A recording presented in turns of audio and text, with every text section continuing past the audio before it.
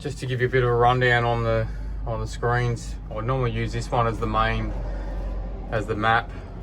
So you can flick between the screens pretty quickly on this, the way it's set up. So if you just push number 1, it'll go straight to the maps, the charts. You can scroll in and out. So this one here is all controlled via the dial and the arrows. This one here is touchscreen. So to use the autopilot on this, so if you just scroll across to one of the existing waypoints, press select, it'll come up the top, auto guidance, scroll across to that and push on that button. It will now calculate the best path to get to there. Now we're on land at the moment, so she's probably going, what the hell's going on, I can't drive there. So if you were on water, it would work out its path. You then press start navigation. It will then work its path to get to that waypoint. So it's asking me to engage now. So if I want to engage, I'd push that button.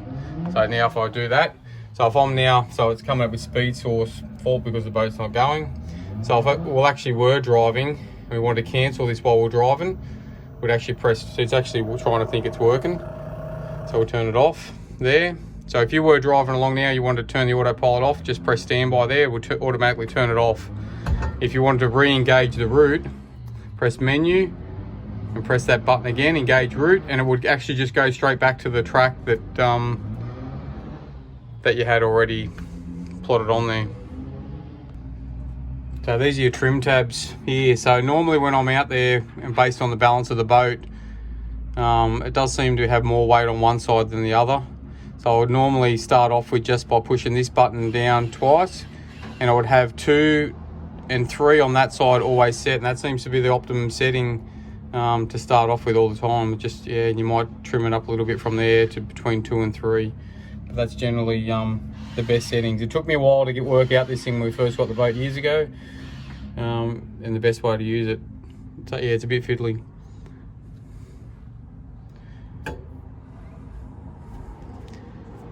So I normally use this for me gauges. You can have it with the charts. You can have it all the same sort of things that are on the main screen. You can have on this, but I normally have it as me main gauges. So the combo 2. So if I go back to home, go to combos, combo 2. It's set up with all the different gauges, fuel flow, RPM, trim.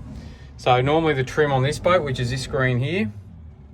So I've got the motor trimmed up with a bit of timber in there at the moment, which I normally travel with. So if I'm trimming down at the moment, I would always be normally driving the boat in that position. 99% of the time the boat is trimmed exactly at that point there, and that trim tab between 2 and 3. It'll get you going anyway, and you'll have your own adjustments and that, but yeah, these are the settings, and yeah, that are most comfortable that we've found on the boat to get you going without going, oh fuck, how do I drive this thing?